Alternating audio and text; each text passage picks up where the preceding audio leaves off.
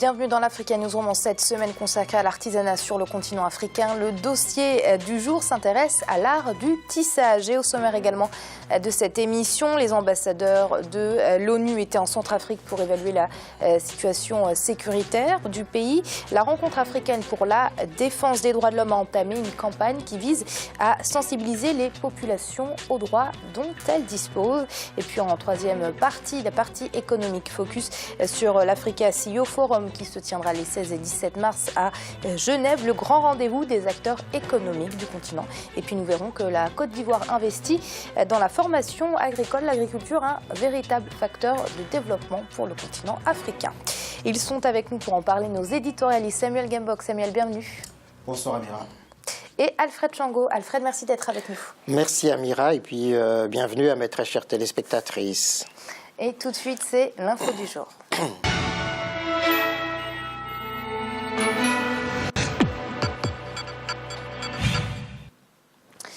Une délégation du Conseil de sécurité de l'ONU est arrivée ce mardi en Centrafrique pour évaluer la situation sécuritaire et politique du pays 6 mois après le lancement de la mission onusienne. Les ambassadeurs ont par ailleurs encouragé les acteurs de la transition à poursuivre leurs efforts en vue des élections prévues cet été 2015. Un sujet d'Aminata Diak. Qu'en est-il de la situation sécuritaire et politique en Centrafrique, 2 ans après le renversement du président François Bozizé et plus d'1 an après le début du conflit armé opposant les ex-rebelles de la Séléka et les milices d'autodéfense anti-Balaka? Ce mardi 10 mars, une délégation du Conseil de sécurité de l'ONU s'est rendue dans le pays. Objectif, évaluer l'amélioration de la situation sécuritaire sur le terrain et le processus de transition. Pour certains spécialistes, cette visite revêt un acte symbolique et vise à rassurer les autorités de transition. Je crois qu'il n'y a pas d'autres enjeux à la mission actuelle du Conseil de sécurité en République centrafricaine que des enjeux symboliques. C'est un acte symbolique qui vient d'être posé. Ce ne sont pas les membres du Conseil de sécurité, en particulier les ambassadeurs qui sont présents en Centrafrique, qui vont changer quoi que ce soit immédiatement sur le terrain. En revanche, même en tant qu'acte symbolique, cet acte est important, je crois, d'abord pour les Centrafricains, parce que c'est la marque du fait que les États qui constituent la communauté internationale aujourd'hui prennent au sérieux ce qui se passe dans ce pays. Je crois également que les autorités de transition se sentent renforcées. Pour leur part, certains acteurs politiques centrafricains saluent l'initiative de l'organisation internationale, mais insistent également sur les progrès accomplis par les différentes parties dans la recherche de la paix. On peut dire que vraiment des progrès se réalisent. Ce qu'il faut surtout noter, c'est qu'il y a une forte volonté d'aller vers la paix et de tous les partenaires, même de ceux qui se réunissent à Nairobi, de ceux qui se réunissent à Rome. Et je pense que c'est cette mobilisation globale qui va faire la paix finalement. Il faudrait que tout le monde se mette d'accord et que tout le monde s'engage dans ce processus. Sinon, de manière concrète, vous savez qu'il y a eu beaucoup de choses qui ont été faites ces derniers temps, des arrestations de certains grands criminels. En tout cas, depuis l'arrivée de la MINUSCA, quelque chose bouge en Centrafrique. Pour amener la paix en Centrafrique, le gouvernement de transition a initié le Forum national de Bangui qui se tiendra dans quelques semaines. Cette rencontre devrait être la suite logique de l'accord de cessation des hostilités de Brazzaville, censé réconcilier les frères ennemis centrafricains. Alfred, l'opération militaire de l'Union européenne touche à sa fin. La France commence à réduire ses effectifs. Quel bilan peut-on faire de ces 2 opérations ? Alors, Amira, on peut noter effectivement que depuis le lancement de l'opération européenne dirigée par la France jusqu'à aujourd'hui, on est passé par plusieurs phases, mais qu'au bout du compte, la Centrafrique entre dans une période quand même de stabilisation politique, de sécurisation, même si par-ci par-là, il reste encore quelques foyers, quelques poches de résistance. Et puis, le relais pris par les forces onusiennes de la FOMAC, de Afrique centrale, a contribué effectivement à cette stabilisation. Mais je pense que par-dessus tout, c'est la prise de conscience par les Centrafricains eux-mêmes de cette nécessité vraiment de la paix, qui a permis et qui permet justement qu'on s'achemine petit à petit, progressivement vers la sortie de cette longue crise. Et il faut espérer effectivement que par rapport aux élections qui se profilent à l'horizon, justement, que cet esprit-là de réconciliation, des retrouvailles, cet esprit de paix puisse justement triompher, aller jusqu'au bout, avec l'appui évidemment de tout le monde, à la fois là le coup de pouce des Nations Unies et puis le soutien de l'Afrique centrale et puis l'engagement même de tous les Centrafricains eux-mêmes. Même on voit les anciens protagonistes. Diotodia qui avait poussé vers la sortie Bozizé, qui se retrouve, qui se parle. Je pense que ça va dans le bon sens pour l'intérêt de la Centrafrique et des Centrafricains. Alors Alfred, Samuel, vous partagez l'avis d'Alfred selon lequel on se dirigerait en tout cas très prochainement vers une sortie de crise en Centrafrique? Oui, je partage l'optimisme, même si les défis restent majeurs. Parce qu'il faut quand même relever que les conséquences restent dramatiques. Plus d'1,6 million de déplacés, 420 000 réfugiés. Il faut mettre en place un processus électoral inclusif qui permette à tous les Centrafricains et à toutes les Centrafricaines de participer à l'échéance électorale présidentielle, ce qui n'est pas déjà gagné parce que le recensement qui avait été initié par l'autorité nationale des élections n'a pas été entamé. Beaucoup de choses ont été abandonnées au cours du chemin à cause des problèmes de financement, notamment la biométrie qui devait accompagner le processus mis en place pour aboutir aux élections présidentielles. Et ensuite, il faut aussi voir, comme Alfred l'a si bien souligné, les poches de tension qui restent quand même importantes, parce qu'il ne faut pas oublier non plus que ces groupes rebelles connaissent aujourd'hui un certain fractionnement qui permet un positionnement politico-militaire avant et après les élections présidentielles. Donc tout ce qui se passe mérite bien d'être salué, mais il faut garder beaucoup de prudence quant à la capacité de résurgence des foyers de tension et de violence armée dans le pays.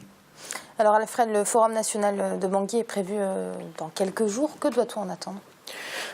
Mais c'est au fond tout ce qui a été dit dans les discussions préliminaires qui ont rassemblé par-ci par-là les Centrafricains autour justement de la problématique de la paix, de la réconciliation, de la justice et puis du vivre ensemble nouveau à mettre en place.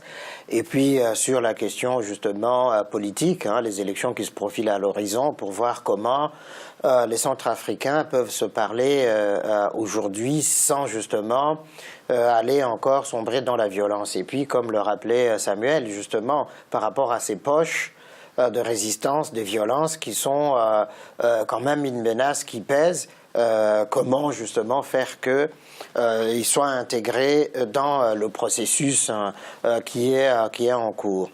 Mais je pense effectivement aussi que peut-être par rapport à ça, ce qui est intéressant de voir, c'est que aujourd'hui, avec ce qui se passe contre Boko Haram et l'engagement du Tchad et d'autres pays pour justement éradiquer ce mouvement-là, je pense que ces insurgés centrafricains ont intérêt justement à prendre la mesure justement des engagements qui sont pris pour éradiquer toutes les formes de forces négatives qui déstabilisent les États. Alors Samuel, est-ce que les autorités de transition et la communauté internationale ont actionné tous les leviers pour résoudre la crise ? Je pense que tous les leviers ont été actionnés, mais est-ce que cela a été efficace? On voit quand même quelques fruits sur le terrain. Un des défis majeurs qui reste quand même, si jamais le processus électoral est conduit jusqu'à son opérationnalisation, c'est la construction de l'État. Parce que tous les leviers de l'État restent à construire. C'est un État qui est complètement failli. Il va falloir mettre en place des institutions fiables, des institutions solides. Et là, l'enjeu reste majeur. Il va falloir solliciter l'aide de la société civile, les compétences techniques de la société civile. Ça, ce sont des enjeux, des défis qui restent à relever. Merci Samuel. La rencontre africaine pour la défense des droits de l'homme a entamé une campagne qui vise à sensibiliser les populations aux droits dont elles disposent. Une initiative à saluer quand on sait que sur le continent, de nombreuses personnes ignorent qu'elles peuvent se prévaloir par exemple de la Charte africaine des droits de l'homme et des peuples. Reportage de notre correspondant au Sénégal, El Hadj Ndiaye. La rencontre africaine pour la défense des droits de l'homme RADDHO a lancé mardi à Dakar une campagne de vulgarisation des instruments juridiques internationaux adoptés par l'Union africaine. Objectif, amener les populations africaines à s'en approprier. En effet, les instruments juridiques adoptés par l'Union africaine, tels que la Charte africaine des droits de l'homme et des peuples, celui du droit et du bien-être de l'enfant, ne sont pas connus.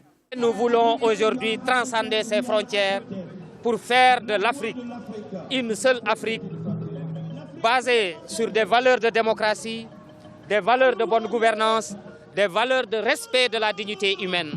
Cette campagne est prévue dans chacun des pays membres de la coalition africaine de la société civile. Et pour ce faire, les acteurs comptent sur le milieu éducatif pour inculquer aux élèves la citoyenneté. En dehors de nos aides de cours, nous nous sommes organisés en club droits humains pour former nos enfants sur les instruments juridiques dans le programme State of the Union surtout, qui parle de démocratie, qui parle de la bonne gouvernance, qui parle des droits des femmes, des droits de l'enfant. Et ça, nous en avons fait une appropriation parce qu'elle touche au-delà d'autres couches sociales, mais également nos élèves qui sont appelés demain à être les futurs responsables de ce pays. Toutes les organisations qui œuvrent tout simplement pour les droits juridiques, pour l'émergence de l'Afrique doivent tout simplement faire plus part à l'intégration des jeunes. Car nous avons tout simplement noté que les jeunes sont de plus en plus intéressés à tout ce qui concerne tout simplement le contexte juridique. Et faire faux bond aux jeunes serait tout simplement faire faux bond à cette émergence. La coalition SOTU State of the Union est constituée de 10 organisations de la société civile africaine. Elle est créée en mars 2009 à Addis Abeba, en Éthiopie. Samuel, c'est un triste constat, ces personnes, ces populations qui ignorent les droits dont elles disposent. Oui, c'est un triste constat, mais il fallait pas s'attendre à autre chose que cela, parce que le niveau d'éducation, le niveau de formation des populations africaines reste très bas. Combien sont ceux qui commencent un cursus au primaire et l'amènent jusqu'au bac? Il y a moins de 50% d'après certaines études qui le démontrent. Donc il ne fallait pas s'attendre à autre chose que cela. Des campagnes de sensibilisation et d'information de cette nature sont bienvenues sur le continent, parce qu'il faut quand même que les Africains sachent très bien quels sont les droits, les mécanismes et les structures qui sont mises en place pour protéger leurs droits et leurs libertés fondamentales. Maintenant, il faut que les États jouent un rôle pionnier, un rôle de premier plan pour s'approprier d'abord ces mécanismes et de les respecter au niveau national.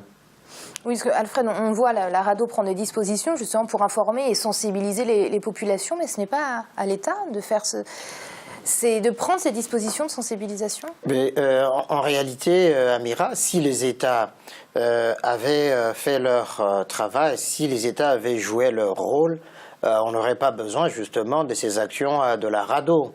Ça veut dire qu'il y a une faillite du point de vue judiciaire en Afrique. Et quand je dis faillite, je suis encore en dessous de la vérité. C'est pratiquement une justice qui est corrompue partout en Afrique, à l'exception de quelques pays. D'abord, c'est une justice qui est à la solde des pouvoirs en place, qui au quotidien ne fait pas justice aux justiciables qui ont véritablement besoin d'une justice indépendante, et qu'aujourd'hui la justice africaine est un facteur d'insécurité pour les populations. Et donc la campagne que mène la RADDHO pour permettre justement aux populations de s'approprier de ces instruments, de connaître ces mécanismes, tous ces dispositifs-là, c'est une campagne qui est nécessaire, qui est intéressante et importante. Cependant, comme l'a rappelé Samuel, c'est aux États justement de rendre effectifs justement ces droits-là, ces mécanismes-là. Et on a l'impression effectivement que rares sont les États en Afrique qui acceptent justement, qui refusent en réalité de se tirer une balle dans le pied, puisque en règle générale, quand un justiciable a affaire par exemple à l'État, ça n'est pas certain qu'il puisse gagner. Oui, parce que Samuel, c'est avantageux pour ces États de gouverner des populations qui ignorent leurs droits. Oui, c'est avantageux pour des États qui restent très, très fermés en matière de protection et de promotion des droits de l'homme. En revanche, c'est un regret pour les pays qui veulent s'ouvrir à la promotion et à la protection des droits de l'homme. Ce qu'il faut quand même relever, c'est que la centralité de l'État dans la protection des droits de l'homme est établie. Si l'État ne joue pas pleinement son rôle pour protéger les équilibres sociaux au niveau du pays, la société civile pourra simplement jouer le rôle de plaidoyer, le rôle de sensibilisation, le rôle d'information et ne pourra pas implémenter toutes ces décisions au niveau des instances qui doivent justement protéger et apporter un contenu à ces mécanismes-là. Alors Alfred, c'est encore plus dommage quand on sait que le continent africain s'est doté de la Charte africaine, un instrument de promotion des droits fondamentaux qui est quand même l'un des meilleurs. Exactement, Amira. Et là, pour le coup, il me semble que c'est l'Union africaine qui elle-même a failli dans la non-promotion justement de cette charte africaine des droits de l'homme. Il revenait effectivement à l'Union africaine, d'abord à travers tous les pays africains, de faire la promotion, la publicité de cette charte-là. Et puis de la Cour africaine des droits de l'homme, de la Cour de justice. Or, l'Union africaine ne fait pas la promotion de cette charte-là, ni de ses propres mécanismes, justement, au niveau panafricain, de règlement de conflits ou des problèmes qui opposent les États ou les individus aux États. Donc c'est tout à fait regrettable. Naturellement, que la RADDHO s'approprie cette initiative-là, c'est bienvenu, mais je pense qu'il faut une synergie, justement, des actions entre à la fois la société civile, la RADDHO, l'Union africaine et les États pour véritablement ancrer dans les esprits et dans la pratique juridique en Afrique l'application, l'effectivité de ces droits de l'homme. C'est donc l'heure de marquer une courte pause. On se retrouve très vite pour la suite de l'Africa Newsroom. À tout de suite.